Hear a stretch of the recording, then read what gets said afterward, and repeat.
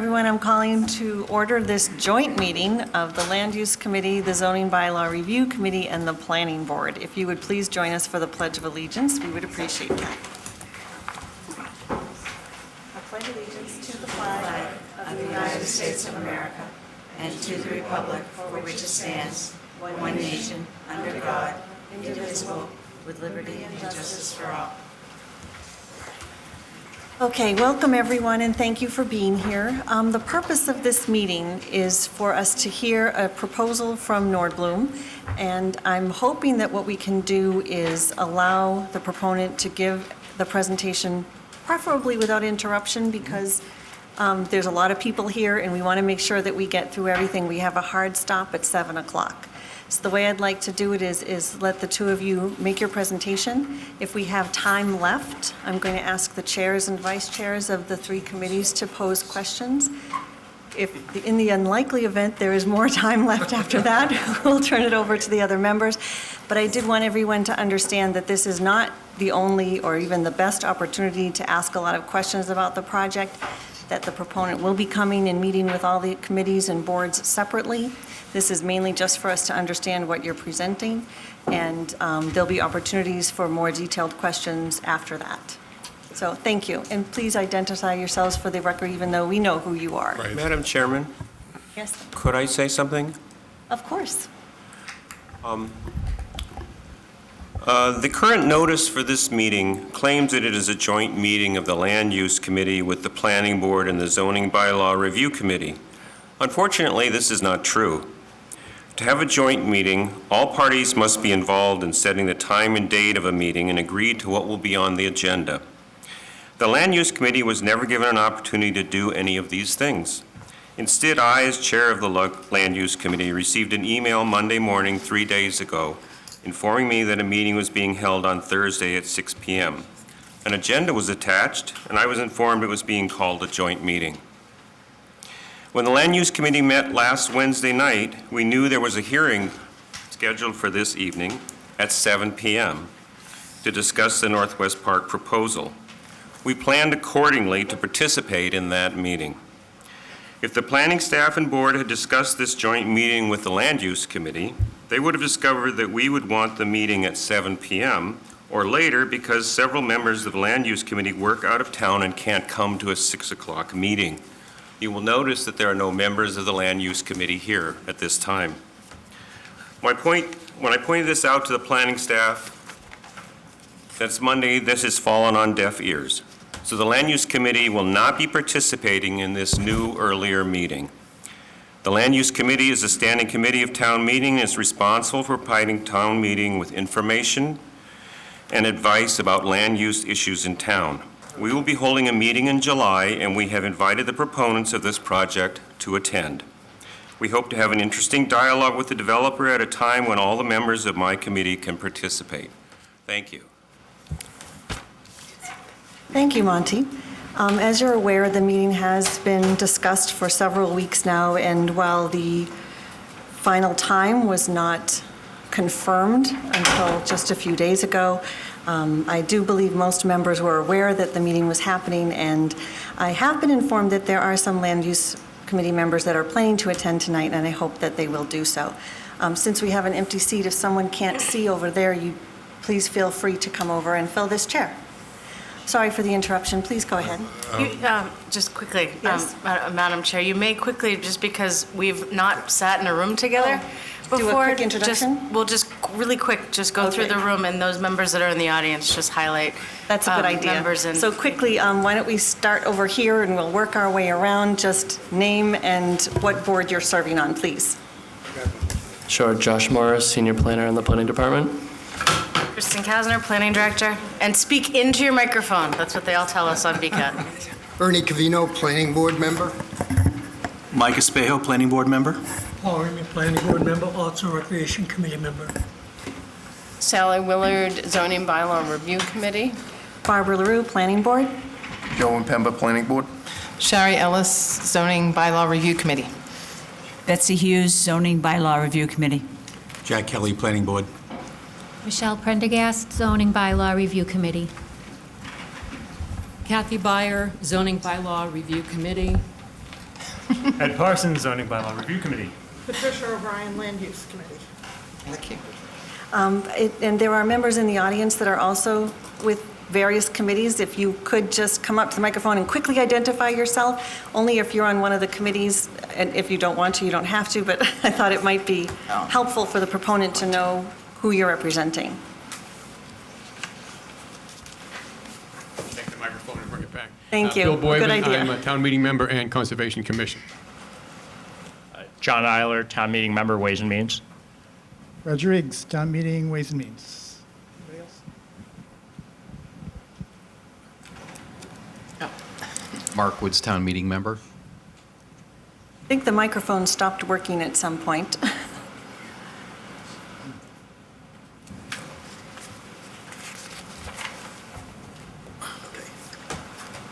Okay, I guess that's all.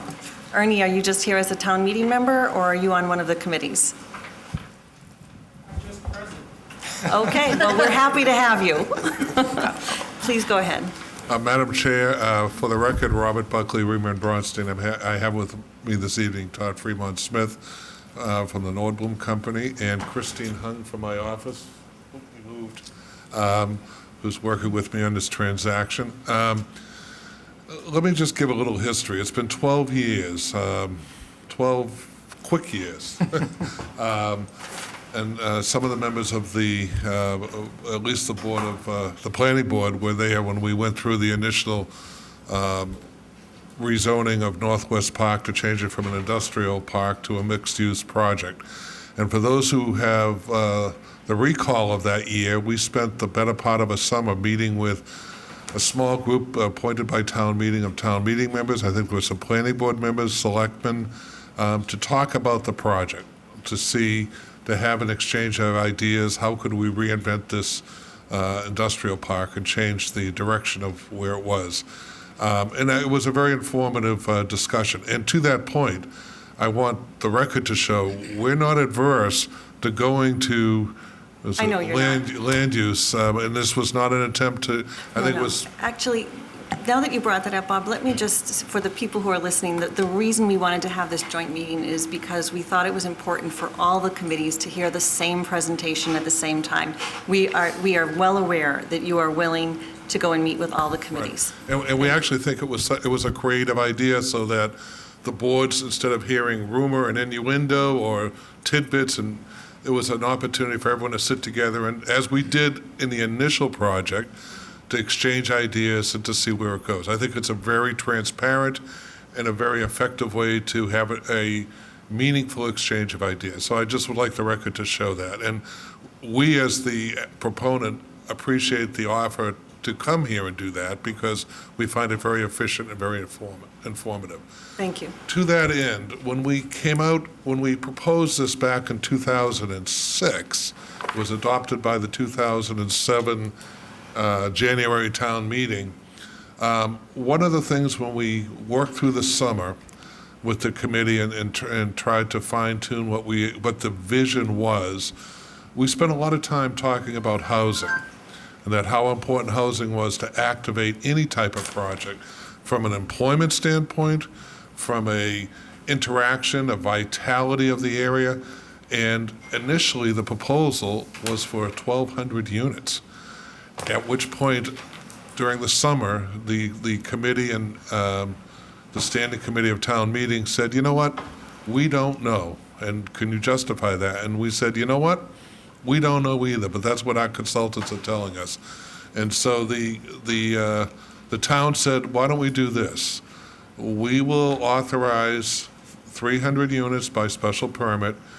As this develops, come back to us and keep us in the loop and tell us why you need more and how this project is developing and why this is critical for the continued success of the project.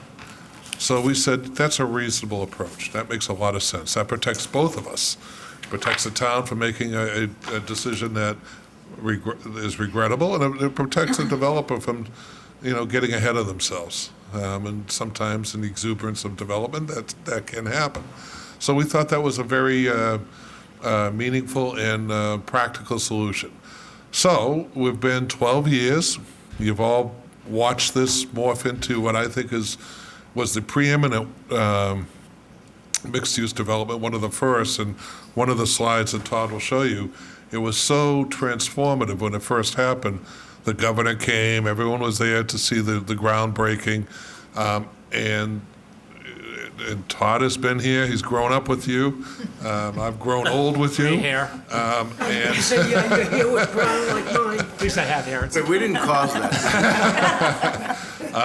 Todd and I have had some very interesting discussions over the years, because we tend to have different approaches sometimes, but it worked out. And frankly, from a professional standpoint, it's one of the proudest. I mean, it's a well-conceived, well-thought-out project by a developer who is local, who is committed to the community, and is accountable. So we're back. We're continuing the process. We're not asking for 1,200 units. We're asking for the ability to do up to 300 more units, and that the key is up to, because we think that the market demands it, the success of the project demands it, and I'm going to turn it over to Todd, and Todd will walk you through that, will give you the basis for our conclusion. Thank you, Bob, and thank you, everyone who came out tonight. This is quite a showing, and I don't get this kind of respect at home, so it's nice to once a year get it here in Burlington. Is there a way to kill? Is that me?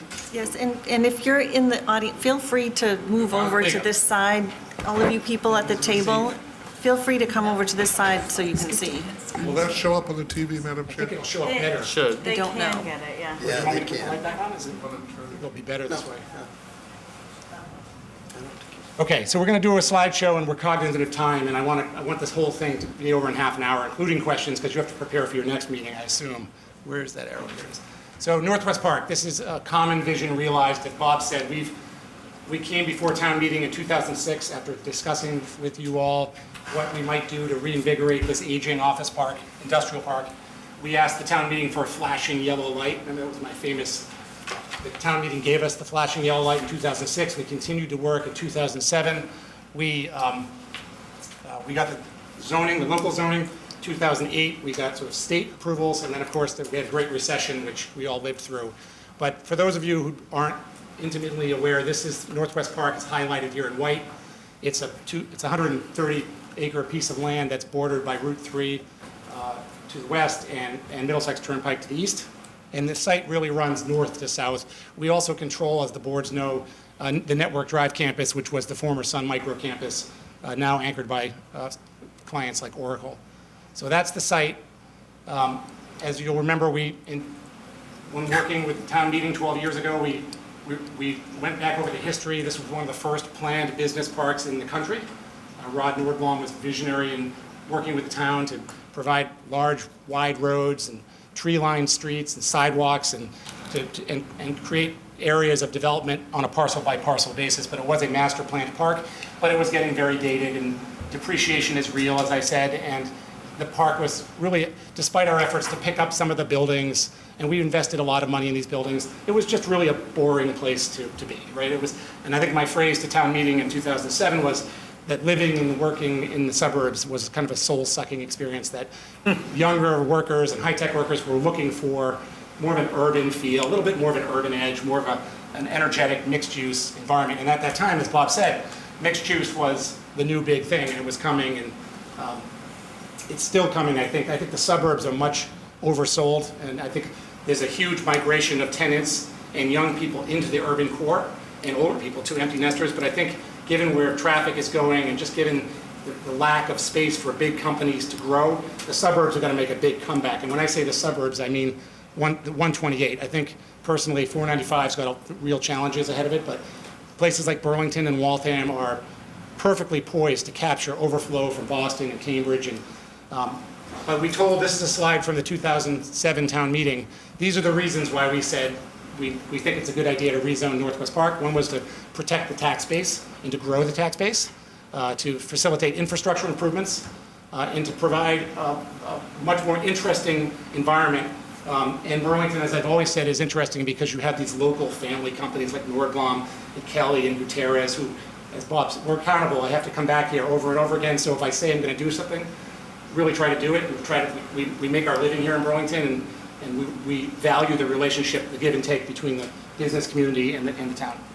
So that was from then, and as Bob said, you can see me in the background with different color hair. There's the governor, and one of the current planning board members is prominently featured here. But the state took a real... My hair was gray. The state took a real interest in this. And during the recession, we were able to secure millions and millions and millions of dollars of MassWorks funding to rebuild Middlesex Turnpike, 3rd Ave, 2nd Ave, 4th Ave, really the entire frontage of Middlesex Turnpike, re-signalize it, connect it with all computer technology, because there was nothing else to do. All we could do was build roads, because there were no tenants in the market at that time. The market was, retail was going away, retail was dead, everything was dead at that point.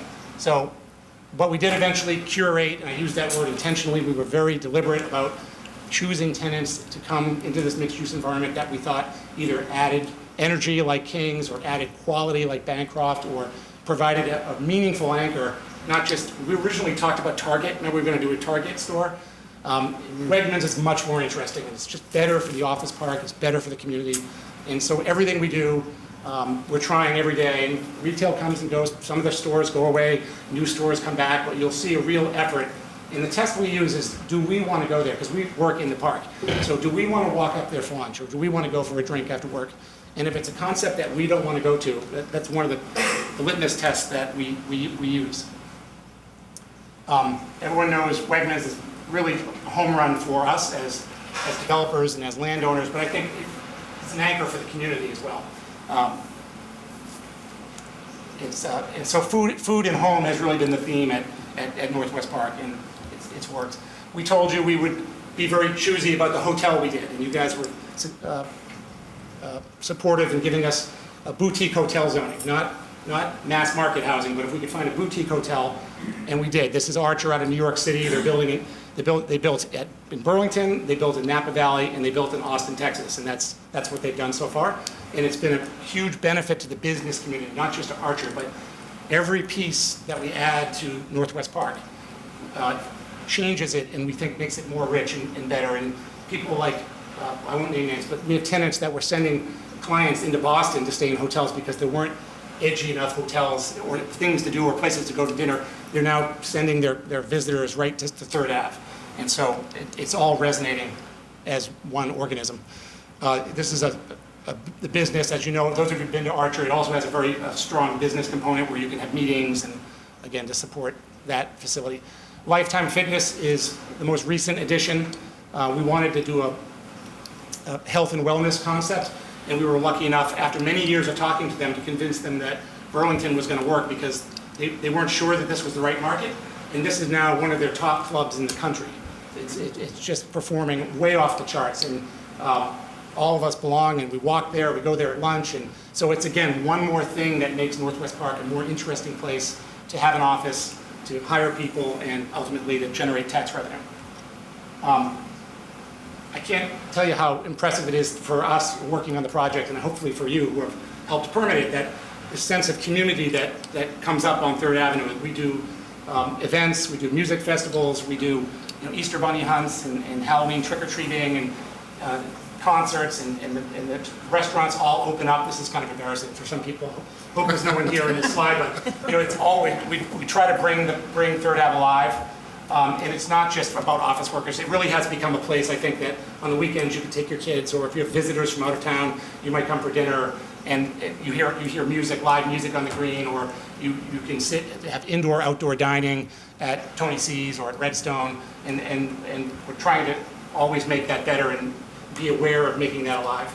But it is still a business park, and so of the 40-odd, we have about 40 development parcels currently at Northwest Park. If, as Bob said, we're going to get to this, I think what we're talking about is 2 more housing buildings, because we don't want to build giant buildings, we want to build smaller buildings. But if we had 4 sites used for housing, this would be the mix. So you'd have 85% commercial, retail, and office, flex, lab, and then you'd have 1 hotel site, 1 fitness, and you'd have 4 multifamily. So it is still very much a business park in terms of land use, and as we, it's not being overrun by multifamily, but we think the multifamily, because of the nighttime density, because these people come down and they go to the restaurants at night. It provides a meaningful lift to the restaurants when these residential buildings open up.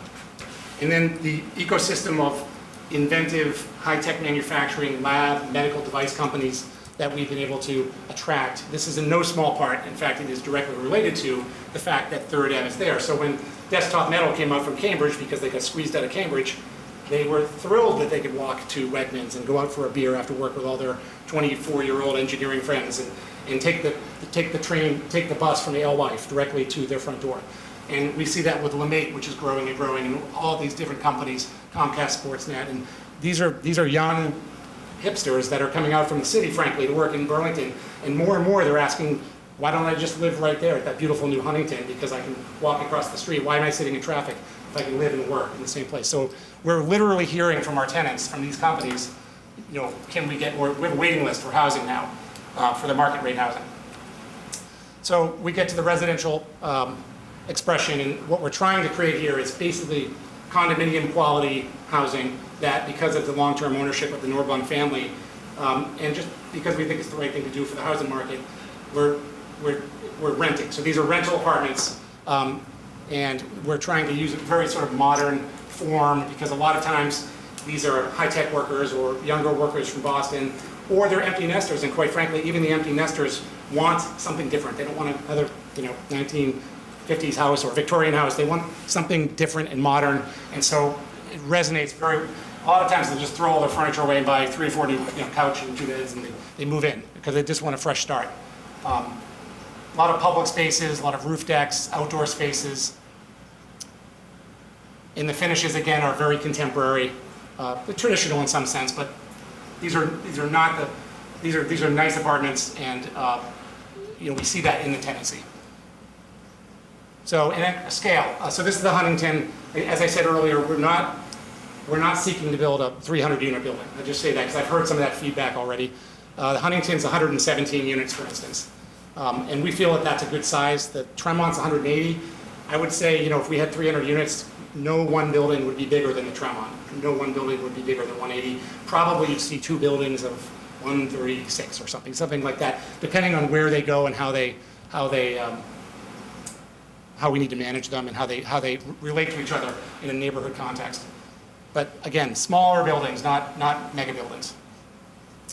I'm going to get a little bit wonky here because it is the Planning Board and Land Use and Zoning Committee. So we wanted to just provide some context, and these projects may or may not directly relate to what we're doing, but I think in some way they do, and we'll work on this further as we go towards town meeting, hopefully. But I just wanted to compare the density that we're proposing from a housing standpoint to some other projects like Assembly Row.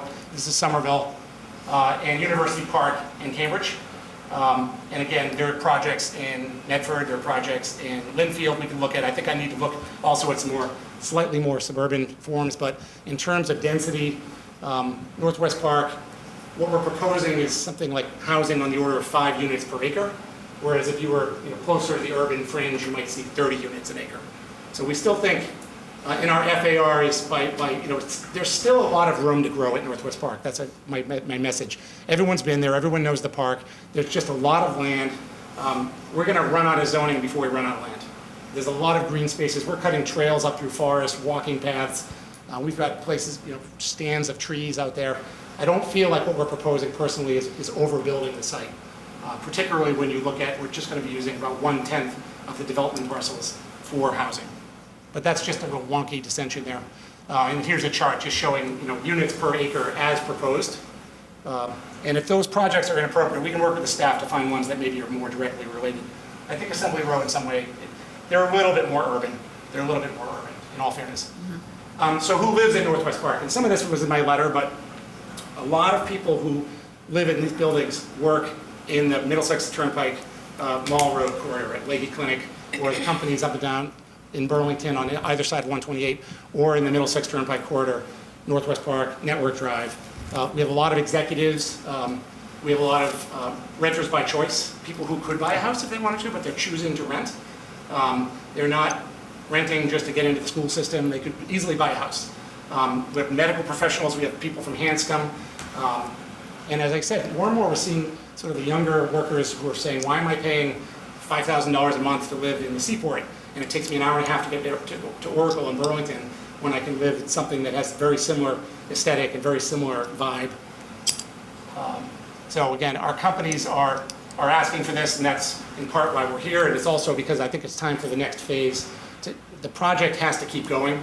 I feel like it just needs to keep evolving, and I have a very clear sense of where I think it should go, but I need some zoning in order to make that happen in my office. So some of the reasons that we think, and of course we think, is the right place, if you're going to have additional housing in Burlington, why here? And on-site grocery, and we continue to feel that resonance between residential and walkable grocery, walk down there, get your dinner, is a very, very powerful thing. We're seeing this in other parts of the market. In Boston, we permitted a large residential project across from Whole Foods. People want to be, food is the new anchor. Food is the new anchor, and we're lucky to have Wegmans, but it really helps. I don't think the residential would be nearly as successful if it weren't for that store, and then obviously Third Ave. Rail Link, we have a legitimate bus service that is express to Alewife. Not everyone can say that. And you get on that bus coming home, on the coming home side, it stops a couple times and goes into Alewife. Reverse commute, you're there in 20 minutes. In the morning, it comes out, reverse commute, everyone's coming into the city, the bus comes out from Alewife and it comes to Northwest Park. And if you stand there as I have, and it pulls up at the station, you see all these young kids getting off and going to work at all these companies. It didn't happen 10 years ago, but it's happening now. We have bike sharing, it's very walkable, the park is very walkable. You'll see, and you've all seen this, you see people jogging and walking, and it's very self-contained, and it's very permeable. So I said in my letter, what happens in Northwest Park stays in Northwest Park, and that was kind of a Las Vegas joke, but it's true. I mean, people, once they get home at night, they can go down and have a beer at Tony C's, they can go for a jog, I see people jogging, and the traffic in this park is very permeable. There are lots of ways in and out, and I just personally have not experienced a lot of traffic impact from Northwest Park, and in particular, from the housing. You can literally stand in front of the Huntington front door and not, you could lie down on the road and not get run over. There's very little traffic coming out of the housing, and you can witness that yourself as you go and go shopping at Wegmans and look around where the traffic's coming from. Certainly traffic is coming to and from Wegmans, and it's coming to and from the businesses, but I don't see a lot of cars coming and going from the housing, and I think that's kind of a ULI fact, but it's being borne out in real life at Northwest Park. So it's a permeable site, lots of ways in and out, and it's near the highway. So if someone needs to get here from outside the market, they don't need to cut through a residential community to get here. They can just jump off Route 3 or jump off 128. So we think, and of course we're the proponents, so we think that this is a good proposal for the Burlington residents, and we think it's good for Burlington business. And these are the reasons why. We think it increases housing options in the community.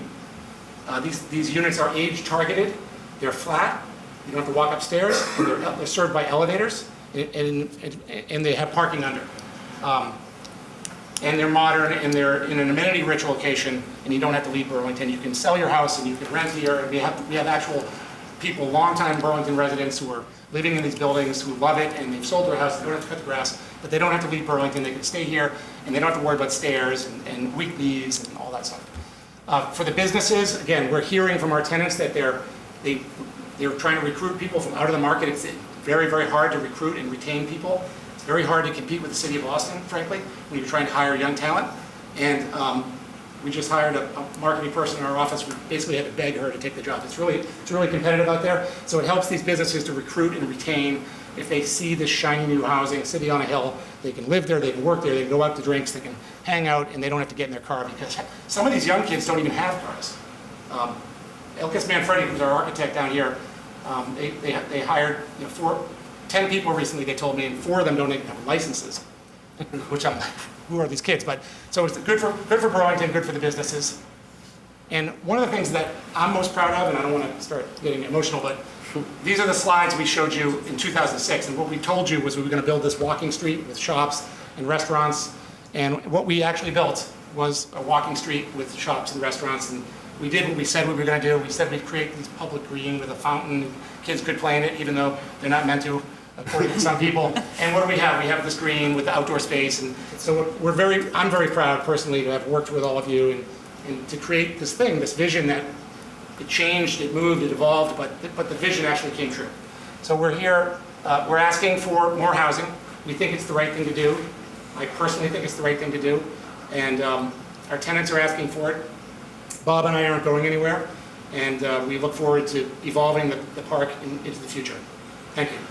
there's one important point, I think the board, and I'm sure the planning board knows it, but for those in the audience and those at home who happen to see this, this is just a zoning change. If it is approved, as we've done with every component of Northwest Park, we're back before the various boards. For the planning board, you need a PD special permit, and you all know we go through every component, and so you'll have the ability to say and weigh in on various aspects as we say, we think it should be here, when we finally get to that point. All we're seeking from town meeting, as I always say to Todd, we need the key to unlock the door. We can't go through the door, but we need that key first so that we can propose something. That's an important point. If this is approved, this doesn't just allow us to go and do it. Okay. So, any questions, would be happy to answer them. Thank you. Before I turn it over to individuals for questions, do you have any more definitive plans about where you would put the housing, or is that yet to be determined? So it's yet to be determined, and I'll tell you why. It's the chicken and the egg kind of thing. I work in an office of 60 people who are vigorously trying to lease commercial buildings. And if I go to lunch with them and say, hey, let's do another housing project, they say to me, you don't even have zoning. How do we not sign this lease with a tenant that's expanding and crush their building and build a new building if you don't have zoning? So I'm a little bit stuck. I do have some thoughts of where it should go. I think it should be within walking distance to Third Ave. I think we could use it to amplify what's going on at Lifetime and maybe bring just north-south, connect the park and knit the park back together. I think we'll use it to connect the park more. I think the old concept of sort of area A and B, I think, is breaking down a little bit. It's not that big a park. It doesn't need to have these Chinese walls in the middle of it. So it's something that we would work with the planning board and with the staff to, I think you know us well enough that if we propose something and you think it's a bad idea, you're going to tell us, and then we're going to go back and we're going to propose a different location. So I don't have the exact answer, but I think we would use it to continue to grow and evolve the project. Okay. All right, thank you. I think I'm going to start by asking the chair of the zoning bylaw review and the vice chair of the zoning bylaw review committees to ask their questions. And then I'm going to look for, I know we have a couple of members of land use that are in the audience, and I'm going to ask you next, so get ready. Great. Thanks, Barbara. Nice presentation. My purpose in coming to this and participating in this was really to hear what you had to say, and not really delving into the, where is it going to be, how many stories is this going to be, because, again, as you said, that's further down the road. The one thing that I would like to see, and just as an aside, we have a zoning bylaw review committee meeting next Wednesday evening, of which this is on our agenda. So more questions may come at that particular point in time. But for the folks who weren't here in 2006-07, I think a graphic of your area A and B, of which, although you say it's kind of migrating and they're migrating into each other, but you're asking for a rezoning of the change there. So for the folks who weren't participating in that, they are clueless as to what I think. Okay. Because I didn't see it in your backup, so that would be my first go through on that part. So that's really only the glaring thing I saw that would be helpful, at least for my committee, because I think there's a bunch of my committee who were not around in 2006 and 2007, and I'm looking at, was anybody? You were, okay, all right. Terry, can I ask a question, time and location? 6 o'clock in the Town Hall Annex basement. I will warn you, I'm incredibly repetitive, and I'll do the same show. So Well, at this point in time, away from their family to hear I was going to say, at this point in time, I believe we're only missing 2 members from our committee. We're happy to So, right. That's why we did this, so you don't have to So do it. you don't have to do that. Okay. So depending on if my other 2 members watch this beforehand, I certainly will let them know that it's there, and We can then certainly get you we the can, We'll have it Yeah. with us just in case someone wants to. all right, that's, I think, the only thing I had, Betsy. Oh, that was pretty much my question, because I didn't know what that was, so thank you. And that's all I have for now, and I'm going to save it for when we talk to you again. Sure. Thank you. Who is here from land use? Patricia, Gary? And Gary. Okay. Do you want to grab a mic, and if you have any questions, you can ask them? I too too came just to hear the presentation. I unfortunately cannot make the July 10th meeting, which is the meeting that I believe the land use committee hopes to engage in more conversation. I have deeper dive questions about land use and permeability and things like that. I don't have a lot of knowledge on the land use committee at this point, but I would like to try to do some research on permeability versus impermeability. I know the planning office looks closely at that, but I would be concerned about a precedent setting in terms of loss of that kind of permeable land, and then issues around sustainability. And new talent and younger generations have a great interest in what the companies they work for do in terms of how they engage in that environment. So those are just two precursors. Thank you. Thank you, Patricia. Gary, do you have any questions? I'll ask you though. Not at this time. Okay. So, I'll get to you, I promise. I'm going to just giving the chairs and vice chairs. Joe, did you have anything you wanted to ask? No, actually, same thing. I really came to just listen to the presentation, but I do have a couple of comments. We frequently use Third Ave for various reasons, and we're finding ourselves down there, if not every day, maybe every other day, and the comment that I have about it is, as well done as it is, and as I guess successful as it appears to be, never had a problem with traffic when we get down there. Never had a problem with finding parking spaces. It's always been just a pleasant experience all around. So given that, I mean, sets the stage a little bit to say that, at least to this point in time, there are no issues with over traffic, traffic Madam roads. Chair, we'll present data. We were as surprised as Joe was that when we actually, if you recall, the original permit, when we went forward, we had a requirement to periodically update the traffic. And the first major traffic update, half of what we thought it was going to be. Yeah. So and if you recall, when they opened Wegmans, they did all the traffic control. They had like 30 offices all over the place because they envisioned it was going to be awful, and nothing happened. Yes. It was very interesting. And I think some of that's because there are various access points, and surprisingly, a lot of people either live on site or they're staying in their hotels, and it's worked out very nicely. Thank you. I'm going to disagree with Joe on only one point. I do think you have some parking challenges. I don't think it's a parking disaster, but I think as you grow, you are going to need to confront that issue because parking is available, but it's tight. So that's something we're probably going to have to address in the future. As for this proposal, I don't want to, as everyone else said, get into the nitty-gritty tonight, but I do want to step back and ask you to think about some bigger picture things.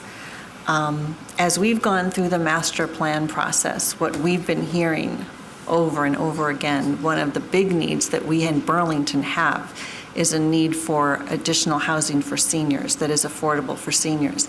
And I don't know if that's something that we can accomplish here, but I'd like to explore that possibility. I'm looking at this and I'm saying, I understand what you're explaining to me as to why you can fill those apartments, and you're not going to have any trouble filling those apartments, and the type of people that are living there now. I'm looking at it from a perspective of town residents and thinking, okay, I can see why it's great for Northwest Park and why Northwest Park is great for Burlington, but what does this new proposal bring to the town of Burlington, to the residents of Burlington? How will that benefit the people who are living here in Burlington? So I'd like you to think about that a little bit and see if maybe we can come up with some creative ideas that we can somehow help our seniors and perhaps even provide other amenities to the town of Burlington, something along the lines of art community or theater or something like that, so that we can provide greater amenities and greater return for the people who are already living in Burlington. You know my feeling on the art. I know. So it's something, again, not to get into the nitty-gritty tonight, but some bigger picture thoughts. I just want you to recognize that it's an excellent point, because we have talked to staff. One of the things we're seeing, not only in Burlington but elsewhere, is that people are building housing for, and I don't like the term millennials because I think that's outpaced itself a little bit, but the social issue, and as you know, sitting on the master plan committee, you have people who are living in homes, seniors, or people Right. who are empty nesters that can't get out of them and stay in the community. Right, and this is an ideal location. And so They that's can why walk to the when we supermarket went through and it, restaurants. One of the terms that we've talked to staff about is age targeting.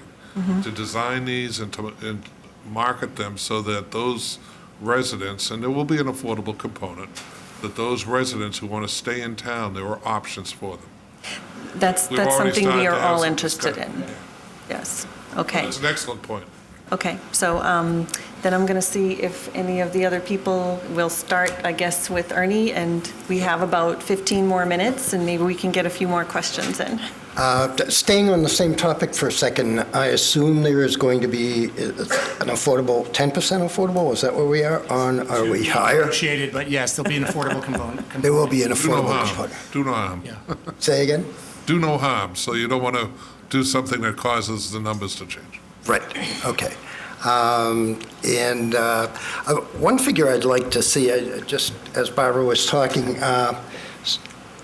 Todd, if you can come up with it, is the number of people who live on either, who live in either two housing units there now, who have moved there from a house in Burlington. I don't know if you can develop I that. can find out, we can pull. You know, just curiosity figure, because as we're talking about places for people to move who live in Burlington now who don't want to stay in their house, hopefully by the time they get to be my age, whatever, they have built up an equity in the house so they can actually sell it and move into a place, even though it's rental, and still afford Use the interest to pay the rent, yeah. So that's a figure that I'd be interested to see. And as Joe said, and to expand on what Joe said about Third Ave and the park in itself is, I know every once in a while, either at the planning board or out in public, I will compare Northwest Park to someplace else, or say, too bad you can't make it look like, you know, something in Northwest Park. So I think that's a positive in your favor. Thank you. Good presentation. I think it's a good idea to add housing to the development. My question or concern was already touched on. It was where on the park these would go, but I think that's more of a question for down the line, so I'll wait till that point. I just want to say good to see you here. About 6 months ago, I asked, where's Todd? Because you periodically, no, really, didn't I? Out there. I said, you know, we periodically got presentations because it's very important. I remember the first land use meeting, even before we got to planning board, and as a result of that, I called this Todd's dream. And it ended up pretty near to what you presented at that time, which seemed, you know, a little far out to us. I would say this, and it doesn't bear directly on this. I was recently a town meeting member was calling before the election to his people, and he said the one thing he heard over and over and over again was traffic.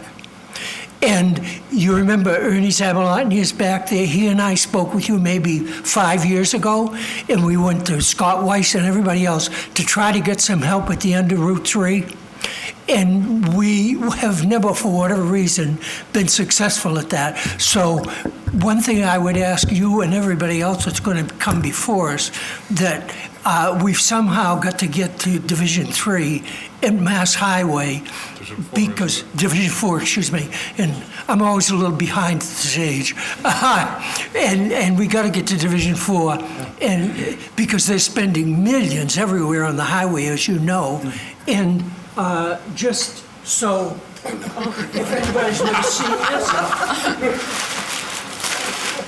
Well, while you're doing that, Mr. Raymond, I'm very disappointed. You remember this? I do. Yeah, we got one ramp Does that out of have that, a which yellow was kid? excellent. The ramp coming up on Route 3 now. And the next thing is to get around Best Buy in that corner. The road's already there. And it wouldn't be a major project, and that would take a lot of pressure off that corner. So that's mine. That's it. Mr. Raymond, I just want to say that I'm very hurt. That where's Todd? No one ever says, where's Bob? Well, I know you always come with him, so. Actually, I was thinking, you asked where Todd was. I was asking where you met. We hadn't seen it in a couple of months, but, you know. Well, I thought I'd give people a break. Joe, I actually, on the second slide where they showed the park in the 50s, I thought you were going to comment there because the ramp is on there.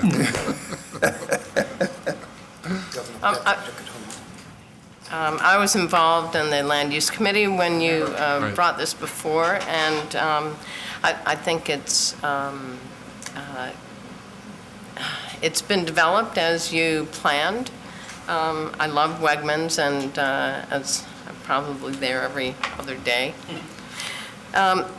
My question has to do, and I'd like you to talk more about it, if not now, but going forward, has to do with the walking paths. I'm on a committee that's looking at walking and other paths around town. So if you could talk to that, either at the Land Use Committee, the Zoning Bylaw Review Committee next week, or especially going forward, if we could have more about that. Sure. I know Rick Parker told me that you have walking paths near Wegmans.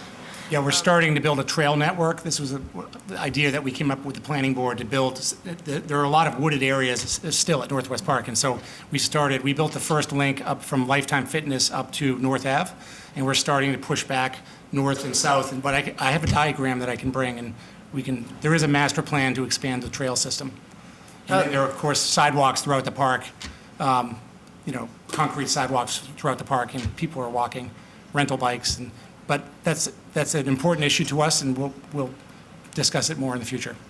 I think that's great. My other question was where this might be. I don't recall, although I could go back and find some documents, I'm sure, about what Area B is. Yeah. But so bringing that forward. One of the things I noticed as I was driving down toward Wegmans today was that people running across Middlesex Turnpike, where there could be some crosswalks. There isn't. I mean, there aren't any sidewalks on the other side. Yeah, there are some buildings on the other side, and we won't digress into this now. There's a very expensive crossing that's been built on the north side of 3rd Avenue. And so what do? They run across on the south side. So there's a whole push-button signal. That whole signal's brand new, and it's just a matter of behavior, I think. People are just running across for some reason. And that's a busy road these days, Middlesex Turnpike, so. They're brave people. Share your concern. They are brave. Do that further. Jack, do you have any questions? Just a comment. I think that Northwest Park's been very successful, and sometimes your success can run away with you. We have a lot of very high-end restaurants down there, and I keep hearing that getting wait staff who has to work till late in the night, getting wait staff can be a problem. So I'm wondering if a portion of your housing component can be geared towards meeting the needs of, say, single mothers, single parents who need to work, till 11, 12 at night. Somehow try to figure out how, because the success of the restaurants are a critical component for the whole operation, and especially a high-end restaurant can't succeed unless they have good wait staff and high service components. So if you could see a way to blend those things together, I'd appreciate hearing your plan. Okay. You make a very valid point. Everything is interrelated. If you don't have staff, you don't have the amenities, you don't have the amenities, you don't have the talent. Yep. It's all interrelated. But that's one of the things that we've had discussions with staff on the affordable component. How do we make that work for either or both, seniors and people who have to work in these establishments. You can have the best idea in the world in terms of amenities, but if you can't staff them, I mean, we've all gone into restaurants and they say, we can't seat you for an hour, and you say, what about all those tables? They say, we can't seat you there because we don't have the service to handle you. It's not a question that we don't have the seats, we don't have the service. And I will say this, Rick Parker and, Ken Gordon and Middlesex 3, and everyone's worked together to try to address that by having the shuttle services with various communities. And it's taken off, and it's become a pilot. The state's looked at it, a lot of issues, been a lot, but it's critical going forward, so. I don't see the standard affordable meeting the need because you wouldn't have the ability to limit it to the restaurant waitstaff. So if the restaurants want to lease a block of houses, which would be separate and distinct from the affordable component, I don't know how doable that is, but I'd appreciate it if you look into it. Thank you. Thank you. Thank you. Michelle? No? Mrs. Byer?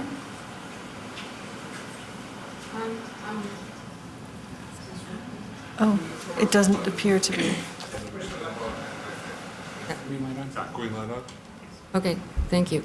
I'm looking at the number. I believe we have 6,000 single-family homes in Burlington.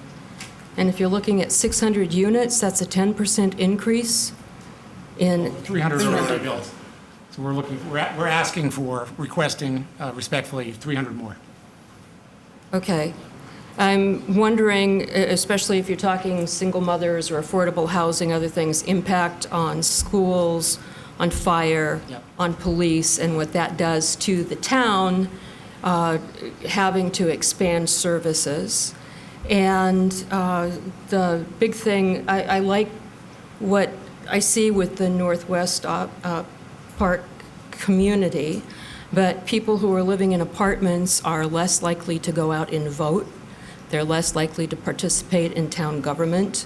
And I'm wondering if there are ways that you can look to helping to integrate residents in apartments into our Burlington community. Okay, fair point. We will have that data for you on the internet. Great, thank you. Thank you. Ed?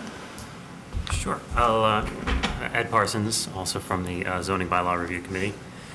Our job is pretty technical to look at the consistency and clarity of the bylaws. And so to that end, if you meet with us next week, I would just say, don't be afraid to be wonky, because I would want to look at the statistics and the mix of what you see in the housing right now, and try to extrapolate what it means, what the impact would be, because we have to balance some restrictions on what we're doing that the residents want, versus some generality so that the bylaws can survive into the future and we don't have to come and change them frequently. So some of the stats that would be interesting is what the mix of people are now in the 297 units. How many people, how many school-age children? Which could be zero. That's a useful statistic.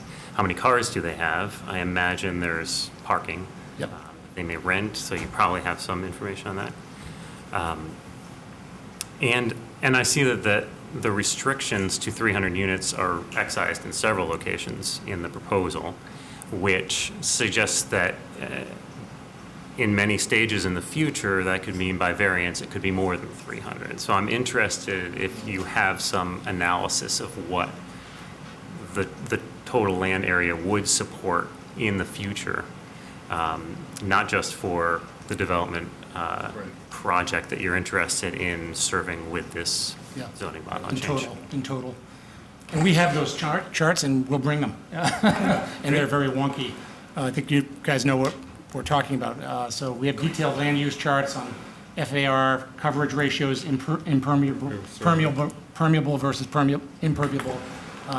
demographic. recharge, watershed, all that stuff. So yeah, we'll get into that. It's fine. Thank you. Okay, we have just a few minutes left, so Ms. Prendergast had a question, and then I'm going to go to Mr. Zavalotny because he had his hand up quite a while ago. Thanks for your patience. You can come on up in anticipation, Ernie. You had mentioned the traffic studies that you had done and how you were surprised at how low they were versus what you anticipated. And I was just wondering, is that the traffic that just is immediately coming out of the park onto the turnpike? Or how far down the turnpike did you I think go? we went down to is it 62? Is that, yeah. The other entrance of Route 3, but we also have to include went up Mall Road, Middlesex Turnpike. We had to study a number of intersections, and we had to, in doing that study, anticipate what other projects were approved. So it did take all that in, but we'll make that stuff available. Yes, okay, thank you. Mr. Zavalotny. I have a few comments. 3 minutes. If you want to give me 3 minutes, it would take longer than 30 minutes. The key things were, I think the initial reaction in many households, including mine, to the report that this was taking place was, we don't need any more building. However, if you read the presentation, there's a key number. It says 43% of the people who are living there work in Burlington. If you tried to hunt for that similar number for the 8,000 homeowners or 7,900 homeowners that there are in Burlington, and to see what percentage of them work in Burlington, it would be a much lower number, especially if you happen to take away the 40% who are in my age group that don't bother working anymore. That is a critical element, and when you begin to look at this project, I think there's a serious opportunity for us to underestimate the value and the importance of what this project is. It's a continuation of building what amounts to an urban center for the region, not a town center for Burlington. It's all of the towns around us are focusing their business and operations on that one area along Mall Road and Middlesex Turnpike. As that continues, it's going to become more and more obvious to us that it is an opportunity for us to change the other important thing, which is the range of demographics that we had. 50 years ago, groups like ours here were making judgments which affected what we have now got as a very attractive, at least economic, place to live. We're at the crossroads of making the same kind of decisions for the next 50 years. And it's, I think, important for us to recognize that what is necessary is to have a demographic distribution that will support that kind of economic resource. Rough numbers, we had 7,700 school kids in 1970. We got 3,600 now. We have a lot more people in my age group now than before. Projects like this clearly will reduce the overall average age and include that important demographic of people who are commercially supporting the economic growth of the region and the town. That would be the start of my discussion. We can get into it in greater detail, and we will later. Thank you. Thank you. I don't want to cut off any other questions, but we are running right up to our planning board meeting, so unless someone has a truly urgent thing, and I see no one raising their hands, I'm going to thank everyone very much for attending. Thank you. Comfy chairs back.